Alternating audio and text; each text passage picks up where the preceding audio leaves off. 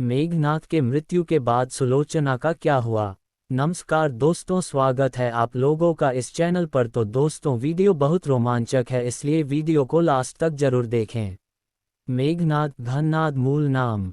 मंदोदरी रावण का पुत्र। इंद्रजीत वासवजीत शक्रजीत इंद्र को जीतने के कारण नामकरण हुआ। लंका निवासी। मेघनाद, जिसे राजपुत्र मेघनाद एक दो या इंद्रजीत के नाम से भी जाना जाता है, लंका के राजा रावण का पुत्र था। अपने पिता की तरह ये भी स्वर्ग विजयी था। इंद्र को परास्त करने के कारण ही ब्रह्मा जी ने इसका नाम इंद्रजीत रखा था। इसका नाम रामायण में इसलिए लिया जाता है क्योंकि इसने राम रावण युद्ध में महत्वपूर्ण भूमिका निभाई थी। इसका नाम उन योद्धाओं में लिया जाता है जो कि ब्रह्मास्त्र, नारायणास्त्र तथा पशुपातास्त्र के धारक कहे जाते हैं। इसने अपने गुरु शुक्राचार्य के सान्निध्य में रहकर तथा त्रिदेवों द्वारा कई अस्त्र शस्त्र एकत्र किए। स्वर्ग में देवताओं को हराकर उनके अस्त्र शस्त्र पर भी अधिकार कर लिया। मेघनाद पितृभक्त पुत्र था। उसे यह पता चलने पर कि राम स्वयं भगवान है, फिर भी उसने पिता का साथ नहीं छोड़ा। मेघनाद की भी पितृभक्ति प्रभु राम के समान अतुलनीय है। जब उसकी मां मंदोदरी ने उसे यह कहा कि मनुष्य मुक्ति की ओर अकेले जाता है, तब उसने कहा कि पिता को ठुकराकर अगर मुझे स्वर्ग भी मिले तो मैं ठुकरा दूंगा। मेघनाद रावण और मंदोदरी का सबसे ज्येष्ठ पुत्र था। क्योंकि रावण एक बहुत बड़ा ज्योतिषी भी था, जिसे एक ऐसा पुत्र चाहिए था जो कि अजर, अमर और अजेय हो, इसलिए उसने सभी ग्रहों को अपने पुत्र की जन्म कुंडली के 11वें लाभ स्थान पर रख दिया। परंतु रावण की प्रवृत्ति से परिचित शनिदेव 11वें स्थान से 12वें स्थान व्यय हानि स्थान पर आ गए, जिससे रावण को मनवांछित पुत्र प्राप्त नहीं हो सका।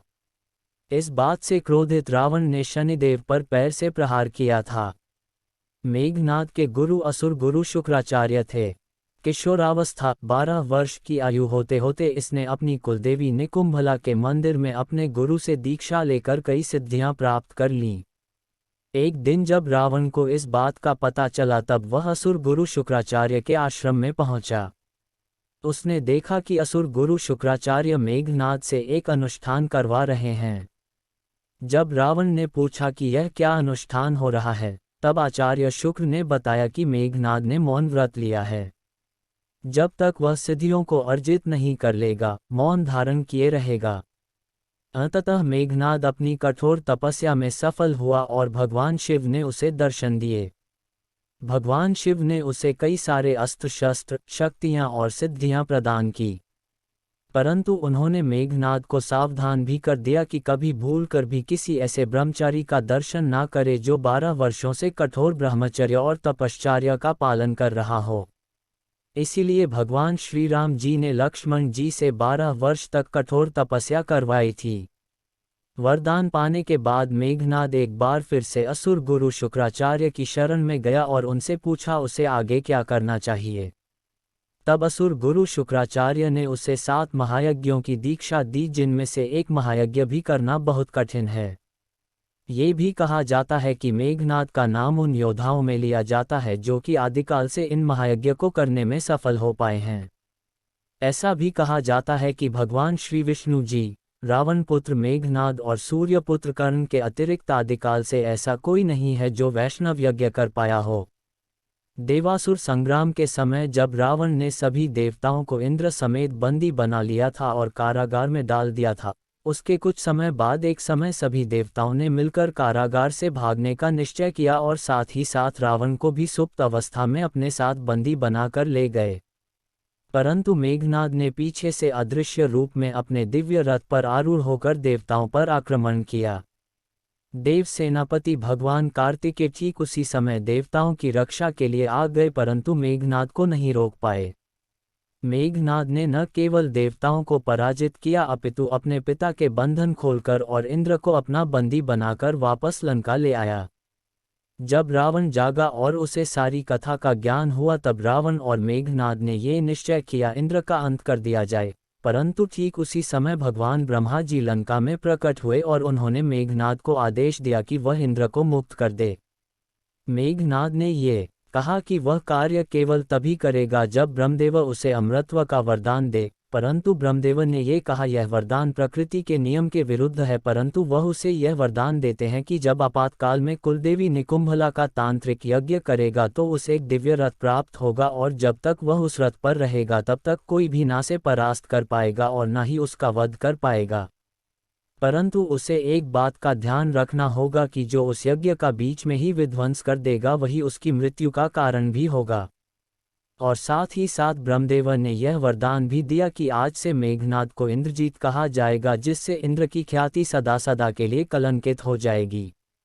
मेघनाद का विवाह नागराज अनंत की पुत्री देवी सुलोचना जी के साथ हुआ था। जब भगवान श्री राम ने हनुमान जी को माता सीता की खोज में भेजा और हनुमान जी जब लंका में अशोक वाटिका में माता सीता से मिले, उसके उपरांत हनुमान जी ने अशोक वाटिका को तहस नहस करना आरंभ कर दिया। रावण के सारे सैनिक एक एक करके या तो वीरगति को प्राप्त हो गए या तो पराजित होकर भागने लगे। जब रावण को इसी सूचना मिली तो उसने पहले सेनापति जाम्बुमाली और उसके उपरांत अपने पुत्र राजकुमार अक्षय कुमार को भेजा, परंतु दोनों ही वीरगति को प्राप्त हो गए। अंत में रावण ने अपने पुत्र युवराज इंद्रजीत को अशोक वाटिका भेजा। जब इंद्रजीत और हनुमान जी के बीच युद्ध आरंभ हुआ तब इंद्रजीत ने अपनी सारी शक्ति, अपनी सारी माया, अपनी सारी तांत्रिक विद्या, अपने सारे अस्त्र शस्त्र सब प्रयोग करके देख लिए, परंतु वह सब के सब निष्फल हो गए। अंत में इंद्रजीत ने हनुमान जी पर ब्रह्मास्त्र का प्रयोग किया। हनुमान जी ने ब्रह्मास्त्र का मान रखने के लिए उसमें बंध जाना स्वीकार कर लिया और उसके उपरांत वे दोनों रावण के दरबार की ओर चल पड़े कर ले आए। उसके बाद सुषेण वैद्य के कहने पर हनुमान जी संजीवनी बूटी ले आए, जिससे लक्ष्मण जी का उपचार हुआ और वे बच गए। तीसरा दिन संपादित करें। जब रावण को ये पता चला कि लक्ष्मण जी सकुशल है तो इस बार उसने फिर से इंद्रजीत को यह आदेश दिया कि वह तुरंत ही माता निकुंभला का तांत्रिक यज्ञ करे और उनसे वह दिव्य रथ प्राप्त करें। जब गुप्तचरों से इस बात का विभीषण जी को पता चला तो उन्होंने तुरंत ही भगवान श्री राम को सारी सूचना दी। भगवान श्री राम ने विभीषण जी को आदेश दिया कि वह तुरंत ही उसका यज्ञ भंग कर दें। विभीषण जी की सहायता से एक गुप्त मार्ग से सभी वानर सैनिक उस गुफा में पहुंच गए जहां पर इंद्रजीत यज्ञ कर रहा था। उस गुफा में घुसकर वानर सैनिकों ने उसका यज्ञ भंग कर दिया और उसे बाहर निकलने पर विवश कर दिया। क्रोधित इंद्रजीत ने जब देखा विभीषण जी वानर सेना को लेकर के आए हैं तो क्रोध में आकर उसने विभीषण जी पर यम अस्त्र का प्रयोग किया, परंतु यक्षराज कुबेर ने पहले ही लक्ष्मण जी को उसकी काट बता दी थी। लक्ष्मण जी ने उसी का प्रयोग करके यम अस्त्र को निस्तेज कर दिया। इस पर इंद्रजीत को बहुत क्रोध आया और उसने एक बहुत ही भयानक युद्ध लक्ष्मण जी से आरंभ कर दिया, परंतु उसमें भी जब लक्ष्मण जी इंद्रजीत पर भारी हो गए तो उसने अंतिम 3 महाअस्त्रों का प्रयोग किया, जिनसे बढ़कर कोई दूसरा अस्त्र इस सृष्टि में नहीं है। सबसे पहले उसने ब्रह्मांड अस्त्र का प्रयोग किया। इस पर भगवान ब्रह्मा जी ने उसे सावधान किया कि यह नीति विरुद्ध है, परंतु उसने ब्रह्मा जी की बात ना मानकर उसका प्रयोग लक्ष्मण जी पर किया। परिणाम स्वरूप ब्रह्मांड अस्त्र लक्ष्मण जी को प्रणाम करके निस्तेज होकर लौट आया। फिर उसने लक्ष्मण जी पर भगवान शिव का पाशुपतास्त्र प्रयोग किया, परंतु वह भी लक्ष्मण जी को प्रणाम करके लुप्त हो गया। फिर उसने भगवान विष्णु का वैष्णव अस्त्र लक्ष्मण जी पर प्रयोग किया, परंतु वह भी उनकी परिक्रमा करके लौट आया। इंद्रजीत का वध। अब इंद्रजीत समझ गया लक्ष्मण जी एक साधारण नर नहीं स्वयं भगवान का अवतार है, और वह तुरंत ही अपने पिता के पास पहुंचा और उसने सारी कथा का व्याख्यान दिया। परंतु रावण तब भी नहीं माना और उसने फिर से इंद्रजीत का युद्ध भूमि में भेज दिया। इंद्रजीत ने ये निश्चय किया यदि पराजय ही होनी है भगवान के हाथों वीरगति को प्राप्त होना तो सौभाग्य की बात है। और उसने फिर एक महासंग्राम आरंभ किया। बड़ा भयंकर युद्ध हुआ। भगवान श्री राम जी ने लक्ष्मण जी को पहले ही समझा दिया था कि इंद्रजीत एकल पत्नी व्रत धर्म का कठोर पालन कर रहा है। इस कारण से उन्हें उसका वध करते समय इस बात का ध्यान रखना होगा कि इंद्रजीत का शीश कटकर भूमि पर ना गिरे, अन्यथा उसके गिरते ही ऐसा विस्फोट होगा कि सारी सेना उस विस्फोट में समाकर नष्ट हो जाएगी। इसीलिए अंत में लक्ष्मण जी ने भगवान श्री राम जी का नाम लेकर एक ऐसा बाण छोड़ा जिससे इंद्रजीत के हाथ और शीश कट गए और उसका शीश कटकर भगवान श्री राम जी के चरणों में पहुंच गया।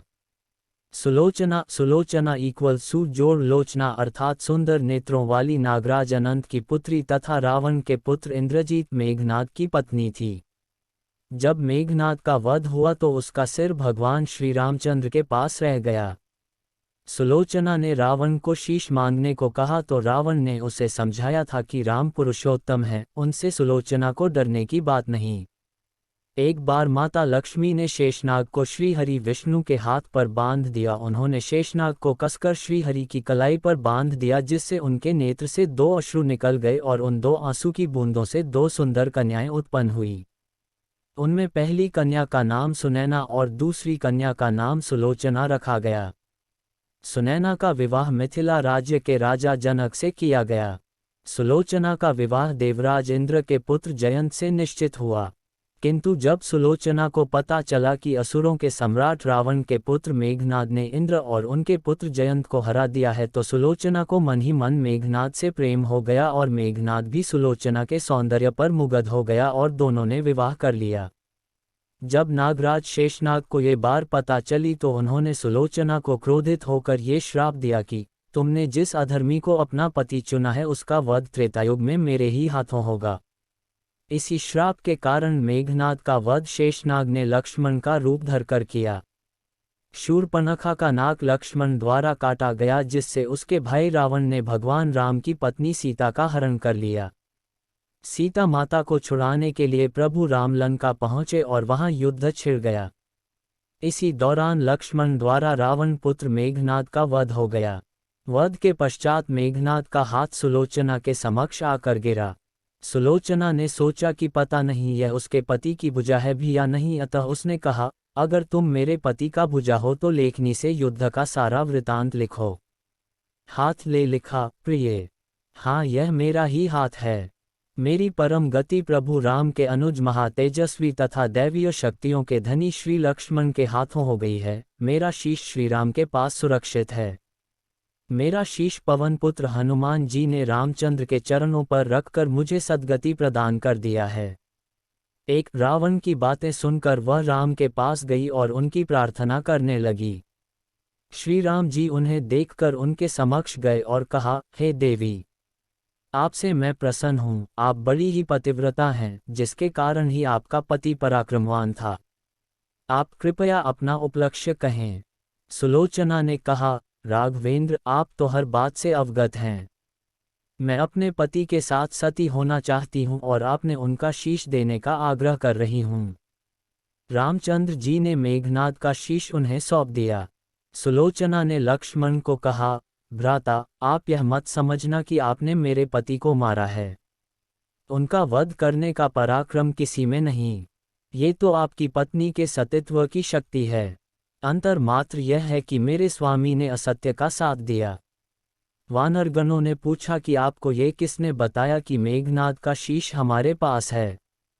सुलोचना ने कहा, मुझे स्वामी के हाथ ने बताया। इस बात पर वानर हंसने लगे और कहा कि ऐसे में तो ये कटा सर भी बात करेगा।